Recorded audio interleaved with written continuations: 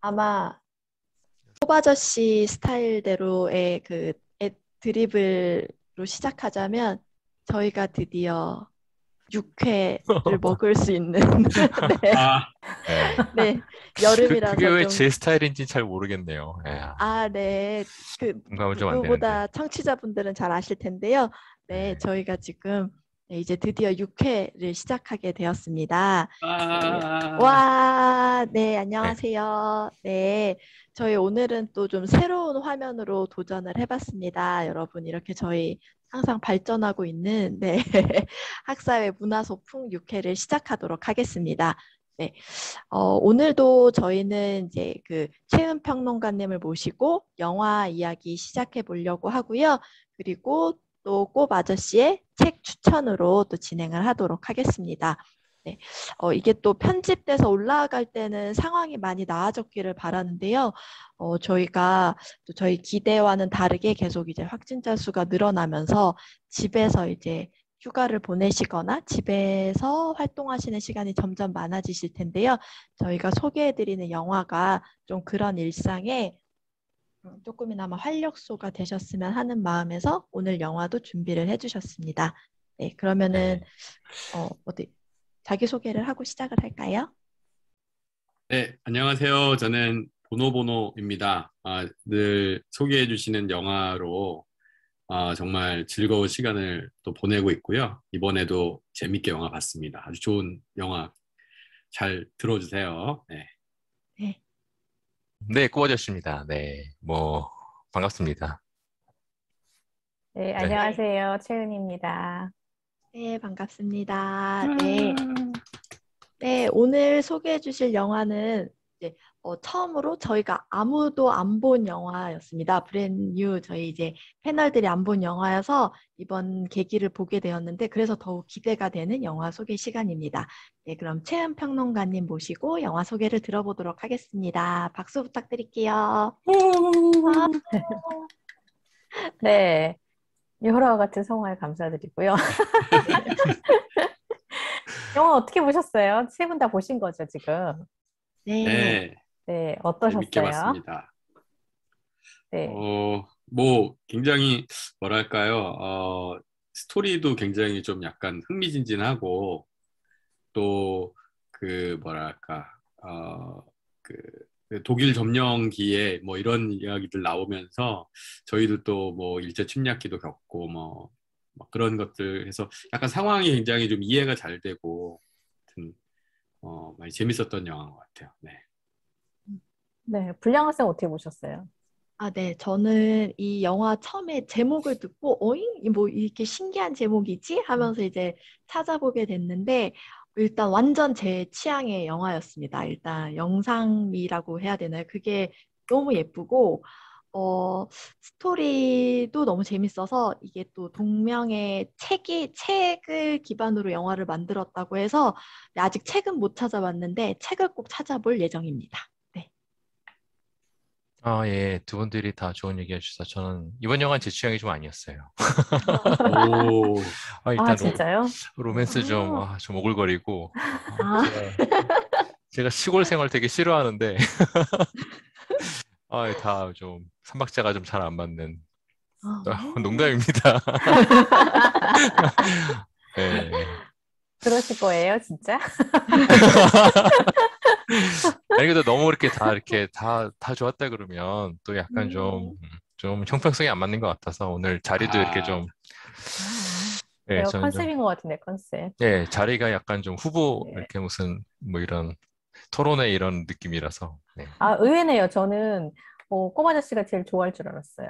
아, 어, 그렇군요. 네, 왜 그랬냐면, 뭐, 북클럽 이런 거 하지 않으셨어요? 그쵸. 아, 늘 소개하시고, 책 소개하시고. 아, 그래서, 제 네. 좋아하겠다. 사실, 좀 생각이 바뀌었어요. 네. 네? 아, 무슨 저, 뜻이죠? 저를 위한 영화가 아니었나 싶기도 하고, 예, 그런 마음이 많이 들었습니다. 특히 뭐, 책 아, 정말. 모임도, 예, 소사이어티도 영화 제목이 또 저희 책 모임과 거의 유사해서, 아, 진짜, 우리 고양이가 지금 저 책상을 점령해가지고요. 독일 점령도 아니고 이거 지금 굉장히 지금 제가 불편하게 이 호랑이가 정말 힘든 상황인데 고양이. 네. 네. 혹시 네. 저에게 하실 이야기를 고양이에게 고양이라고 하고 막 아니, 근데 저 이제 물어보고 싶은 게 있어요. 왜냐면 이제 저도 사실 이 영화 보면서 그렇게 생각하긴 했는데, 이 영화 보고서 왜 만약 혹시 누군가가 키워드를 말씀해 보세요라고 얘기하면은 혹시 어떤 생각나는 단어들이나 뭐 이렇게 하시고 싶으신, 그러니까 뽑을 수 있는 그런 키워드들이 있을까요? 뭐가 생각이 나실까요? 이 영화를 보고 나서. 키워드. 네. 그러니까 이 영화가 좀 약간 저는 그랬거든요. 여운이 조금 남는 영화이기도 하고 보면서, 그러니까 보는 동안 계속 생각이 나더라고요. 그래서 그런 게 있어서 혹시 뭐 그런 생각 하시는 분이 있으신가? 아니면 뭐 안 하셔도 되고. 키워드라기보다는 레알 가족이란 무엇인가 뭐 그런 생각을 음, 했었습니다. 네. 음, 역시 소사이어티, 네, 리딩 소사이어티 이제 저희도 네. 중요하죠. 네. 네. 이쯤 돼서 진실을 이렇게 파악하기가 좀 힘들어지네요. 그죠? 진의를. 아니 그런가요? 다시 진지하게 네. 나가겠습니다. 진지하게. 아닙니다, 아닙니다. 네. 네, 가족의 게 되게 중요한 얘기 해주신 것 같아요. 그 얘기 저도 오늘 조금 할 것 같기도 하고요. 또요? 생각나시는 뭐 말이나. 저는 뭐 키워드는 잘 모르겠는데, 아, 그러니까 저 개소리 하지 말라고 해야지 걔가. 가정의 각종 동물들이 아, 정말. 좋네요. 그냥 어, 이렇게 북클럽을 통해서 죄송합니다. 북클럽이 어떤 그러니까 답답한 상황을 열어가는 창, 그러니까 그런 어떤 숨통을 틔울 수 있는 장이 아니었나. 그래서 아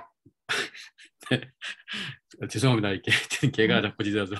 네, 하여튼 그런 어떤 그 갇힌 속에도 정말 생각이나 어떤 그런 것이 열려 있으면 뭔가 좀 열려 있는 어떤 숨을 쉴 수 있는 공간이 아닐까? 뭐 그런 생각이 들었습니다. 네, 저는 그러니까 책이 있다는 걸 알고 이제 영화를 보기 시작했는데 더 책을 읽어야겠다라고 생각을 한 이유가 이렇게 좀 영화로 이제 바꾸다 보니까 어쩔 수 없이 이렇게 좀 빨리 지나가는 것들이 이렇게 좀 속도감이 되게 있다고 생각을 했거든요. 예, 갑자기 어디 이제 작가가 가게 되고 또 갑자기 막 그 로맨스가 이렇게 바뀌어서 이렇게 막 진행되고 이런 것들이 있어서 그런 부분이 조금 아쉽기는 했지만 저한테 남는 키워드는 가족 같은 사이는 아니지만 뭔가 이렇게 옆에서 좀 지지해주고 이렇게 이해해주는 사람이 있다라는 거가 되게 주인공한테 이렇게 몰입이 돼서 되게 부러웠거든요, 좀. 네, 이게 약간 옆에서 같이 그 일을 봐주는 출판인도 그렇고, 그런 다음에 심지어 새 들어 사는 집에 아주머니도 이렇게 약간 시니컬하게 얘기하지만 이렇게 주인공을 이해하는 그런 모습? 그래서 그런 딱 한 단어로 표현하기는 어려운데 그렇게 나를 잘 이해해주는 사람이 옆에 있는 게 되게 좋아 보였다는 그런 생각이 좀 많이 들었습니다. 영화를 보면서. 네네. 네. 뭐 이제 얘기를 해보려고 하는데요. 저는 그랬던 것 같아요. 일단 책 이야기니까, 뭐 책을 보기 어려운 형편에 있던 사람들이 책을 보기 시작했다는 거, 섬에 소점도 없고, 예를 들면, 그런 곳에 그다음에 모임이라는 거, 그다음에 쉐어하는 것, 같이 쉐어하는 뭔가가 있다는 거, 나눔이죠. 그리고 고립돼 있다는 느낌? 이게 이제 굉장히 와닿았던 것 같아요. 지금 우리가 뭐 자가격리도 그렇고 쉽게 움직일 수 없는 그런 상황이고 이런 팬데믹 상황이 있잖아요. 그래서 그런 고립의 이미지가 굉장히 와닿았던 것 같고 그 섬 사람들에게도 고립되어 있고 주인공은 주인공대로 어쨌든 많이 돌아다니지만 마음은 굉장히 갇혀있는 고립되어 있는 그런 상황이라는 생각이 들었고요. 트라우마죠. 전쟁의 트라우마가 어떻게 또 사람들을 어렵게 만드는가, 상처를 주게 만드는가라는 생각들을 하게 됐고요. 뭐 이런 거. 그리고 이제 오늘 근데 주로 이야기할 거는 사실 이름들에 대한 이야기하고요. 이름, 음. 그리고 장소에 대한 이야기. 그리고 말씀하신 대로 가족인데 혈연이 아닌 그런 가족 공동체인 거죠, 말하자면. 그래서 이런 얘기들 조금 하려고 합니다. 일단 영화를 안 보신 분들은 도대체 무슨 소리를 하는 거야? 이런 생각 하실 수 있을 것 같아요. 이름부터 그렇잖아요. 건지 감자 껍질 파이. 감자 껍질이라는 말이 있어서 그런지 건지가 지명이라고 사실 생각을 못했던 것 같아요. 워낙 생소하기도 하고. 그래서 뭔가 마른 껍질인가? 뭐 이런 느낌. 네, 하지 들었던 것 감자 같아요. 이런 거 아닌가 생각. 네. 네. 네.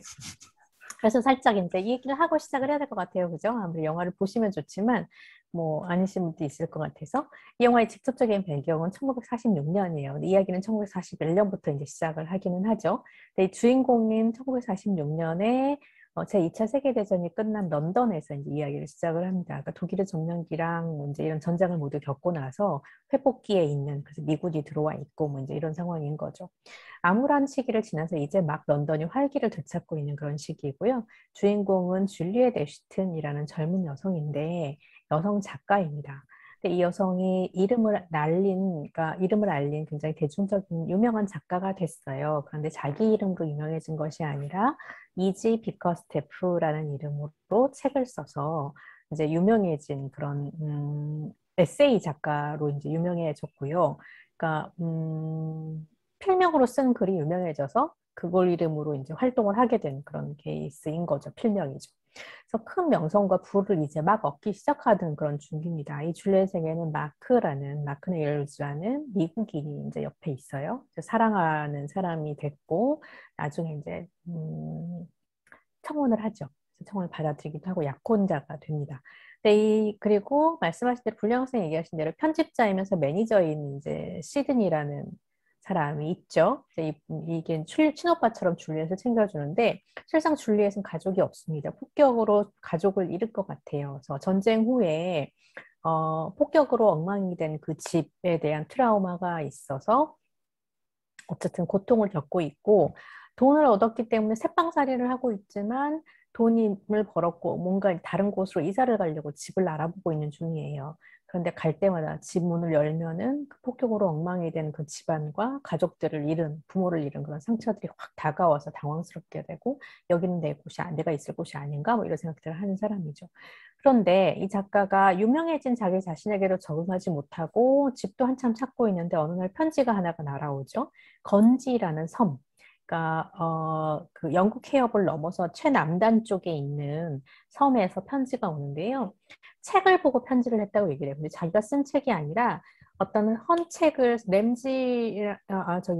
찰스 램인가요?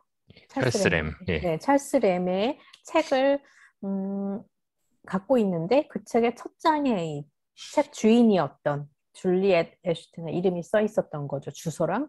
그래서 무작정 런던이니까 연락을 합니다. 편지를 써서 구하고 싶은 책이 있는데 어딘지 그 책방 주소를 좀 알아봐 달라. 자기가 주문을 하겠다는 거죠. 그래서 이런 편지가 날아오는데 굉장히 호기심을 갖고 이 줄리엣이 보게 됩니다. 이 사람들이 건지 감자 껍질 파이 북클럽이라는 그 북클럽을 하고 있고 우리가 책을 구하고 싶다 이렇게 이제 얘기를 하는데요. 그 북클럽에 대한 사연이 이제 설명이 되는데 이게 줄리엣의 마음에 확 와닿죠. 그래서 이런 사람들이 이렇게 북클럽을 그 섬에서 하고 있다니 나도 같이 해보고 싶다라는 생각을 하게 되는 거죠. 근데 말씀하셨듯이 이 영화 제목이 굉장히 독특하잖아요. 이 건지는 영국의 섬 이름이고요. 채널 제도에는 영국 왕실령의 섬이래요. 그리고 알아보니까 울릉도보다는 조금 큰 섬이라고 합니다.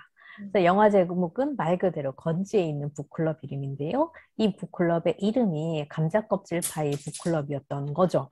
근데 말씀하신 대로 이 영화는 원작이 있는 작품이고 메리앤 셰퍼라는 작가가 있어요. 근데 이 메리앤 셰퍼가 글을 시작을 하고요. 이 마무리는 조카인 애니 베로스가 마무리를 합니다. 왜냐하면 책을 써서 출판을 결정을 했는데 수정했으면 좋겠다는 의견이 있어서 수정을 막 하려고 하던 중에 이 메리앤 셰퍼가 발병을 한 거예요.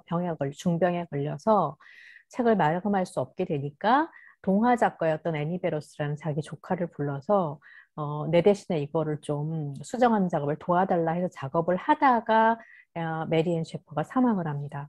그래서 이런 사연을 갖고 있는 책이에요. 그래서 조카가 이모의 책을 완성을 했고요. 그래서 2008년에 이 책이 출간이 돼서 굉장히 이제 유명하고 인기를 끌게 된 그런 작품이 됐어요. 그래서 이 작품은 셰퍼의 첫 소설이면서 유작이 된 그런 작품이 됐습니다. 그런 사연이 있고요. 워낙에 이제 조카는 작가였고요. 그래서 이 영화를 이해하는 키로 저는 몇 가지를 이제 설정을 해봤는데요. 일단은 이름들이에요. 이름들. 건지 감자 껍질 파이 북클럽이라는 이름부에서부터 일단 영화가 시작을 하는 것처럼 이 영화는 굉장히 우연히 지어진 이름으로 시작이 된 거죠. 이 클럽은. 영화는 도입부에서 이 영화가 어떻게 이 클럽이 어떻게 결성이 되는지를 이제 힌트를 주는데요. 이 도시가 이제 거기에 대해서 답장을 해요. 왜 이름이 이래요? 라고 이제 줄리엣이 편지를 답장을 하죠. 책을 사서 보내주면서. 그랬더니 이 모든 게 돼지 때문이에요 라고 얘기를 해요. 2차 세계대전 당시 영국이 건지섬에 대해서 이제 이 보호할 것과 통치할 것을 사실상 포기를 해버렸대요. 그래서 1940년에 독일이 이곳을 점령한 이후에 독일군이 굉장히 살벌하게 통제를 하면서 모든 어떤 그 섬의 돼지들을 다 잡아갑니다. 이게 이제 군수물품으로 식량으로 조달하기 위해서 다 가져가고 전장으로 보내버리고요. 대신에 너네는 감자나 키워 이러면서 감자를 이제 주죠. 싹씨 감자를 줘서. 그래서 음식이 감자밖에 없었던 거예요. 그런데 여기에 엘리자베스라는 친구가 여성이 이 도시 애덤스라는 남자에게 도살용 칼을 가지고 오세요라는 쪽지를 보내요. 그래서 갔더니 거기 세상에 돼지 한 마리가 있는 거예요. 돼지를 숨겨놓은 거죠. 엘리자베스와 이 아멜리아라는 이제 여성이 나이 든 여성인데요. 아멜리아가 돼지를 키우고 있었고 엘리자베스가 그 돼지를 요리를 해서 다 같이 나눠 먹자는 그런 계획을 세운 거예요. 그래서 주변 사람들을 이제 불러 모여서 찜닭 먹고 이슬러라는 사람이 술도 이제 그렇게 제조하면 안 되는 거였는데 어쨌든 집에서 제조한 술을 갖고 와서 같이 진탕 먹고 나서 완전 취해서 집으로 돌아가는 길에 검문에 딱 걸립니다. 독일군들이 이거 너네 무슨 모임이야? 허가된 모임이야? 라고 얘기를 할 때 우리 뭐냐면 이러다가 우리 북클럽인데요. 이렇게 얘기를 한 거예요. 그럼 이름이 뭐야? 이거 등록된 모임이야? 라고 얘기를 하는데 그 순간에 이제 우체국장이던 그 남성이 있죠. 이 사람, 에번 씨죠. 에번 씨가 에이, 빌어먹을 감자껍질 파이 이렇게 얘기를 한 거예요. 그래서 건지 감자껍질 파이 북클럽이 된 겁니다. 임기응변으로 지은 이름이에요. 그래서 이런 얘기는 사실은 그래서 어쩌다 북클럽이 된 거죠. 어쩌다 북클럽이에요. 어쩌다 북클럽. 그래서 이 사람들이 북클럽을 할 생각은 아니었고 금기된 것을 먹고 놀다가 통행에 걸리니까 검문에서 급조한 이름 그랬는데 이게 너네 그럼 정식 등록해라고 해서 감시원이 나오고요. 다음 주 매주 한 번씩 모이게 된 거예요. 모일 수밖에 없게 됐어요. 안 그러면 거짓말이 들통이 나니까. 그래서 이 모든 것이 부족하고 살벌한 전쟁 중에 우체국장, 밀주 제조장, 농부, 그다음에 뭐 가정주부 이런 사람들 학교 선생이었나요? 이런 사람들이 모여가지고 이제 이 앤 브론테, 제인 오스틴, 찰스 램, 뭐 디킨스, 릴케 뭐 이런 이제 그 작가들의 작품을 읽기 시작을 한 거죠. 그래서 사실 이것이 일주일에 한 번씩 그 고립된 현장에서 전쟁의 살벌한 중에 먹을 것이 아무것도 없고 이런 중에 자기들에게 숨통을 키우는 공간이 됐고 어찌하다 보니 이것이 4년, 5년 이어지게 됐다라는 사연을 보내게 되는데요. 이게 이제 줄리엣 에스틴이 이 그룹에 관심을 갖게 되고 그런 사람들이라면 나도 같이 가서 해보고 싶다라는 생각을 하게 되는 거죠. 이게 이제 건지의 이름이라면, 건지 감자껍질 파이 북클럽의 이름이라면, 어쩌다 생긴 우연한 이름이라면, 또 하나 이름에 대해서 얘기하고 싶은 것은 진짜 이름과 가짜 이름이에요. 필명과 원래 이름이죠. 줄리엣 에스틴이 원래 본명이잖아요. 이지 비커스테프라는 이름으로 필명으로 활동하는 작가인데요. 하나는 본명이고 하나는 필명이고 가명이죠. 그런데 이지 비커스테프 뭔 뜻일까라고 슬쩍 생각을 해봤어요. 비커스테프는 뭘까요? 뭐 유리컵 막대기, 뭐 유리컵 적는 막대기인가요? 그거 모르겠는데 뭐 이지 게다가 쉽죠. 그러니까 사실 줄리엣은요 작가가 되고 싶긴 했는데 그리고 실제로 처음으로 쓴 책은 앤 브론테 평전이에요. 에밀리 브론테는 샬롯 브론테도 아니고 그중에 제일 덜 알려진 앤 브론테의 평전인데 그래서 문학평론 혹은 뭐 작가 연구 이런 것들을 하고 싶은 굉장히 진중한 글을 쓰는 것이 소원이었던 그런 꿈이었던 작가였는데 현실은 자기가 유명해진 것은 굉장히 가볍고 대중적으로 그런 글이란 말이죠. 그 이름도 이지예요. 이지, 쉬운. 그러니까 이런 것들이 굉장히 이지를 한편으로 분열적인 생각을 하게 하면서 내가 원하는 건 이런 게 아닌데 내가 이런 걸로 명성을 얻고 싶은 건 아니었는데 라는 생각을 계속해서 하게 되는 거죠. 그리고 또 하나 현실이 굉장히 그러니까 축제 같은 분위기인 것이 이지는 마음속에 한편으로 또 걸려요. 왜냐하면 자기는 여전히 전쟁의 트라우마에 시달리고 있고 부모를 잃은 슬픔과 아픔에서 아직 극복하지 못했고 그러니까 마음속에 남아있는 현실과 현재 자기가 유명해져서 축제처럼 즐기고 있는 이 분위기가 도저히 적응이 안 되는 거죠. 한편으로 우리 너무 빨리 축포를 터뜨리는 것이 아닌가라는 생각을 계속해요.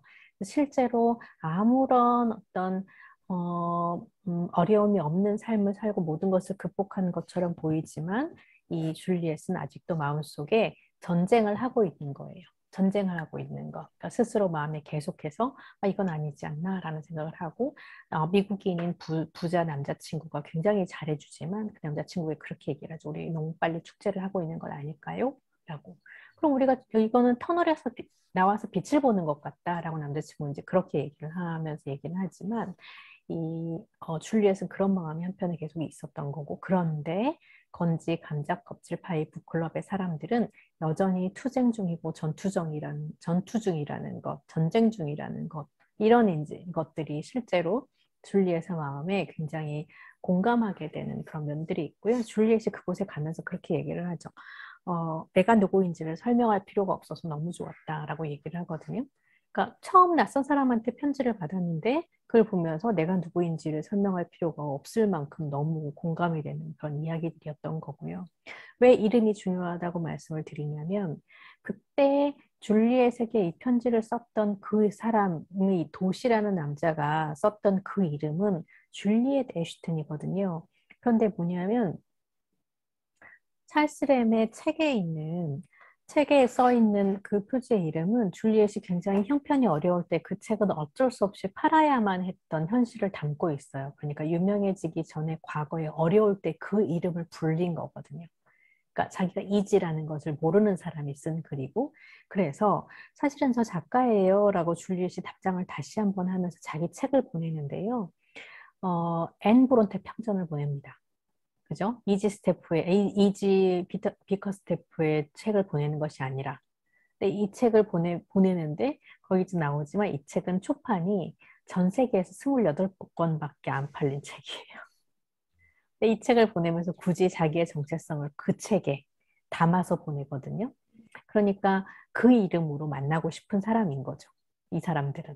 그 이름으로 만나고 싶고 진실하게 내 이름으로 이지라는 나에게도 어울리지 않고 나도 별로 마음에 안 드는 그 캐릭터가 아니라 그러니까 정말 아바타를 선택할 수 있다면 원래 아바타, 원래의 그 분신의 이미지 자기가 어려웠을 때 굉장히 어려웠을 때 절박한 마음으로 썼던 그 첫 책 그걸 기억하게 하는 그 그룹이었던 거죠. 그리고 그렇게 기억되고 싶었고 실제로 그 책을 보고 연락을 해왔다는 것이 그런 의미가 있을 것 같아요. 그래서 베스트셀러가 아니라 28권밖에 안 팔린 그 책의 작가의 입장으로 거기에 내가 가도 되겠냐라고 다시 이제 제안을 했던 것. 이게 이제 이름에 대해서 우리가 생각했을 때, 내가 뭐가 되고 싶어 하는가? 진짜로 내가 되고 싶어 하는 것이 무엇이고, 어떤 이름을 앞세워서 내가 이 사람들이 만날 것인가가 분명했던 것 같아요. 이 줄리엣에게는. 그리고 두 번째로 생각할 수 있는 그 주제어라고 하는 것은요. 이제 소통과 유대인 거죠. 소통과 유대. 왜 소통이냐면 이 사람들이 고립되어 있기 때문에 그래요. 근데 정말 간절한 마음으로 책 한 권 얻으려고, 책 한 권 구하고 싶어서 편지를 보낸 거잖아요. 소통을 시작을 한 거거든요. 나중에 줄리엣도 그 얘기하지만 이 책이 나를 여기까지 오게 만들었군요. 이 책 한 권이 나를 그렇게 만들었네요. 라고 얘기를 해요. 책 한 권이 만들어낸 소통이죠. 그리고 이 소통이 시작되었을 때 유대감을 만들어내는데 아까 말씀드렸듯이 줄리엣이 나를 설명할 수 없는 나를 설명할 필요도 없을 정도의 유대감, 공감 이런 것이 만들어졌다는 것이 중요를 할 텐데요. 그래서 줄리엣은 그 섬으로 가서 이 사람들을 만나기로 해요. 모든 일을 다 제쳐두고, 그리고 약혼자까지도 이제 뒤로 하고 그 섬으로 배를 타고 가는 거죠. 이 해협을 건너, 영국 해협을 건너가서 건지섬에 머무는 동안에 이, 어, 이- 네, 네. 건지섬에 독일군이 점령해서 독일군. 네, 빨리 해협을 건너가야 되는 거죠. 네.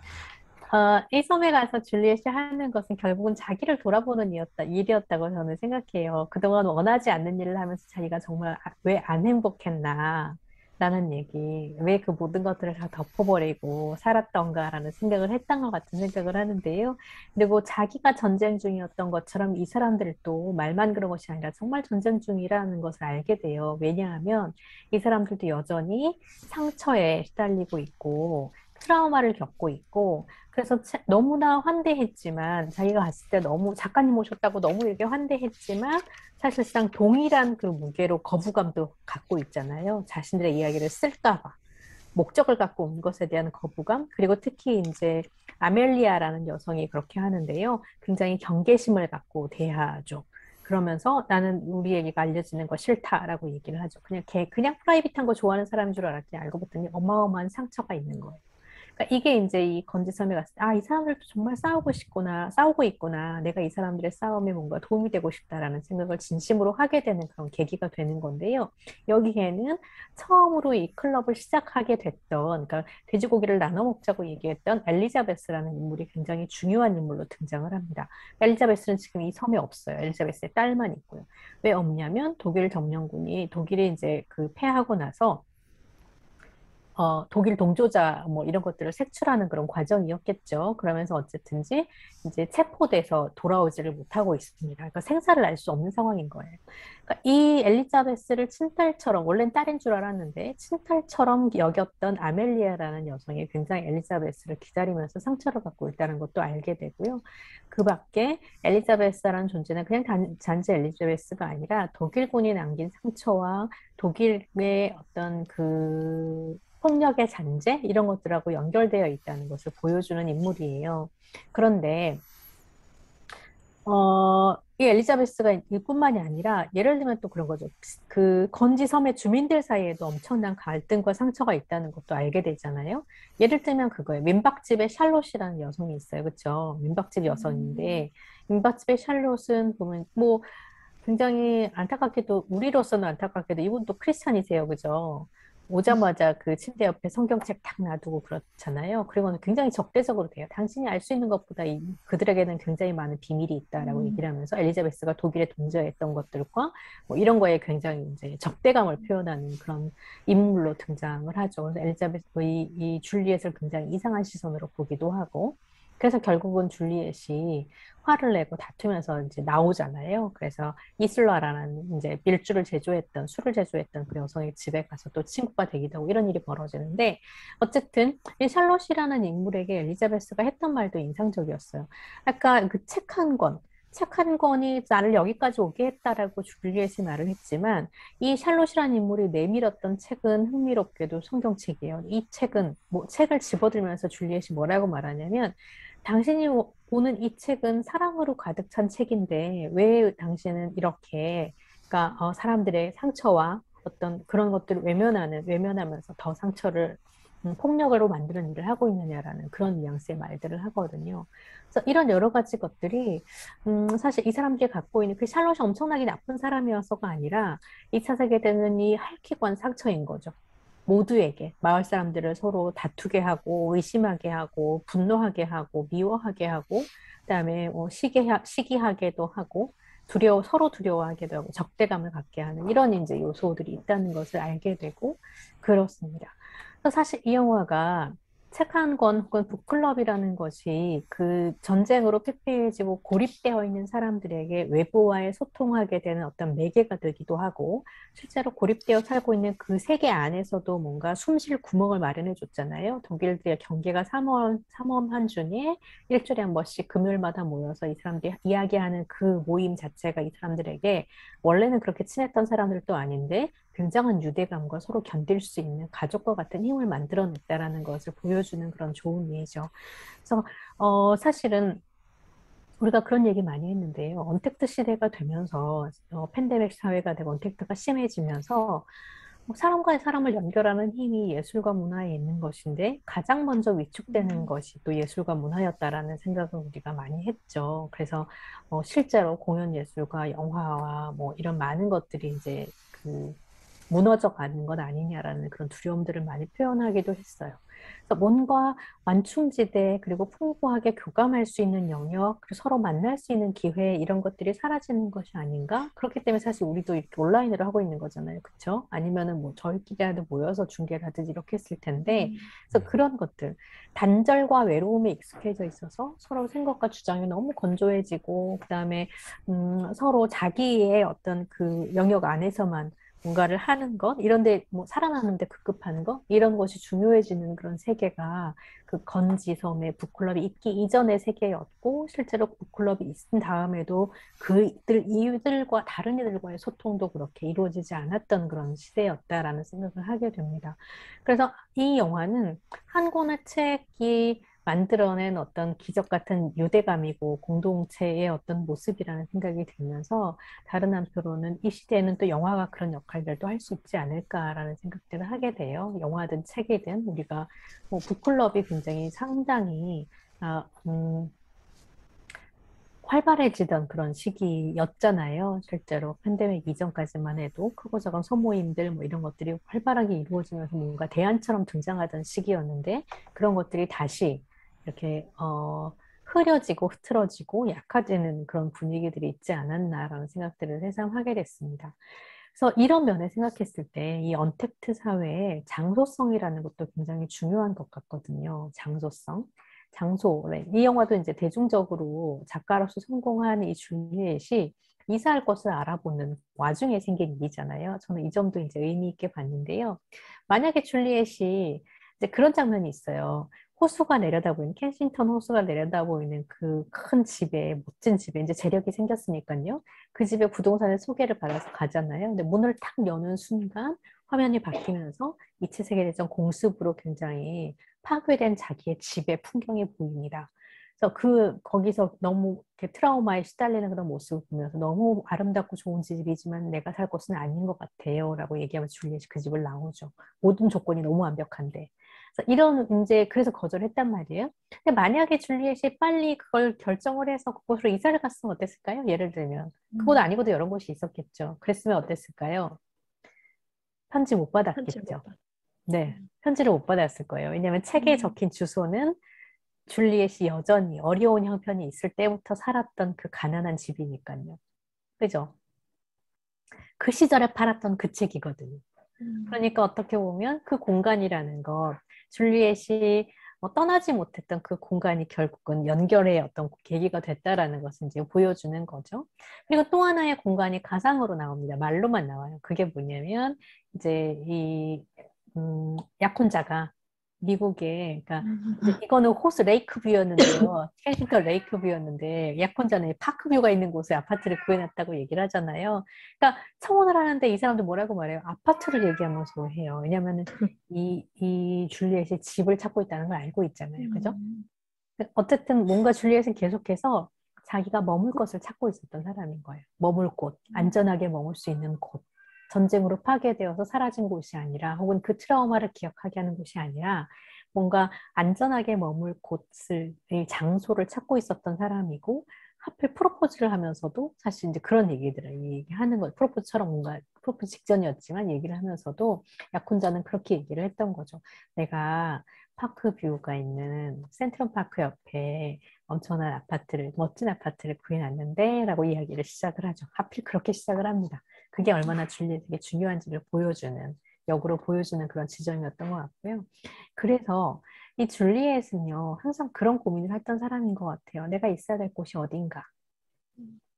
머물 곳을 찾는 사람이었던 거죠.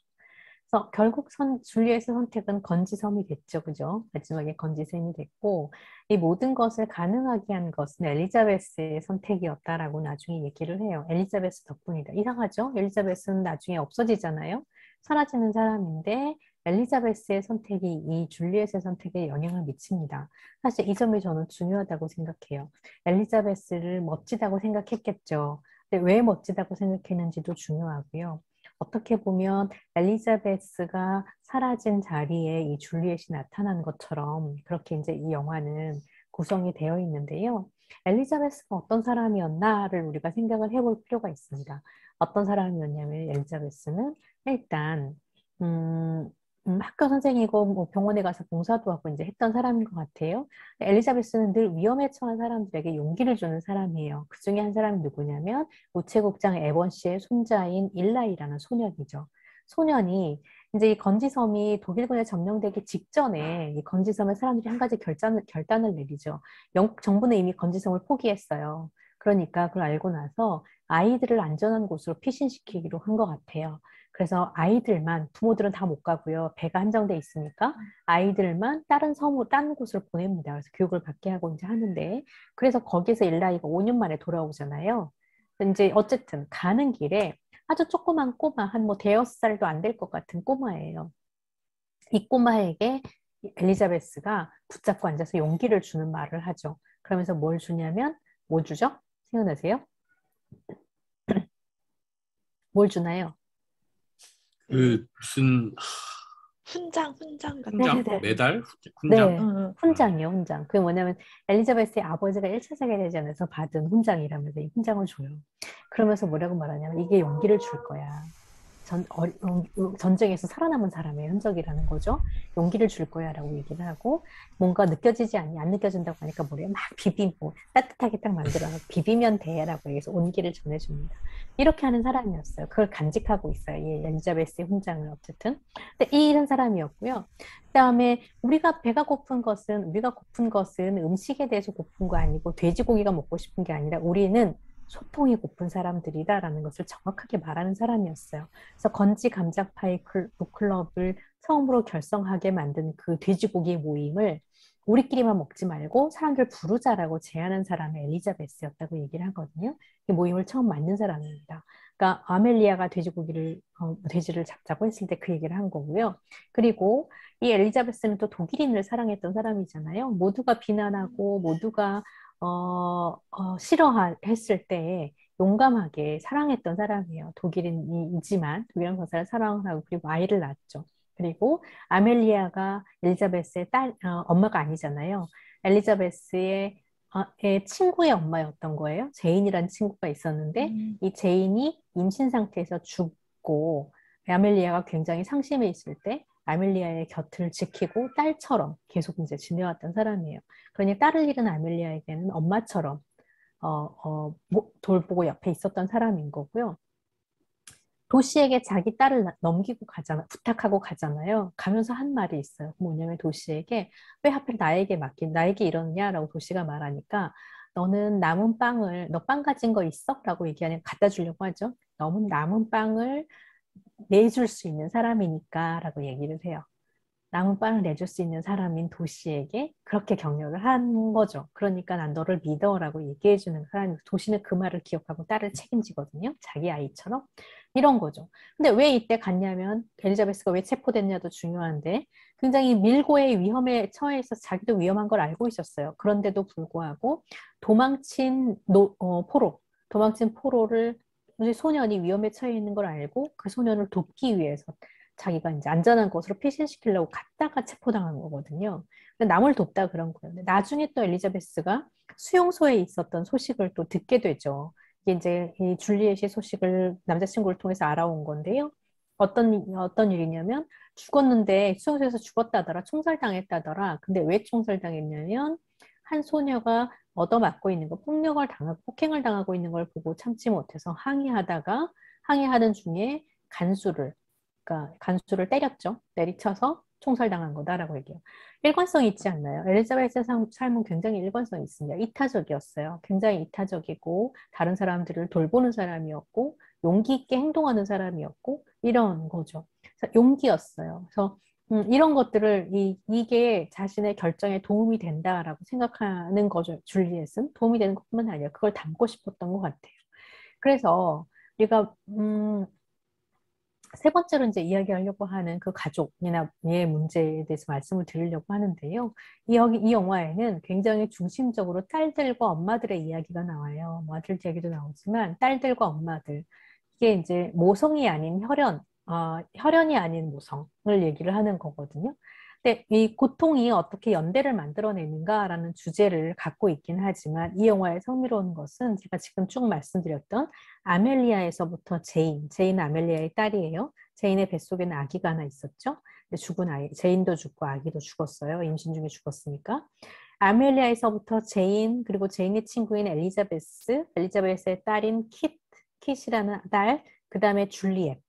이들이 이루는 이 고통의 연대라는 것이 사실 가족으로 드러나는 거거든요.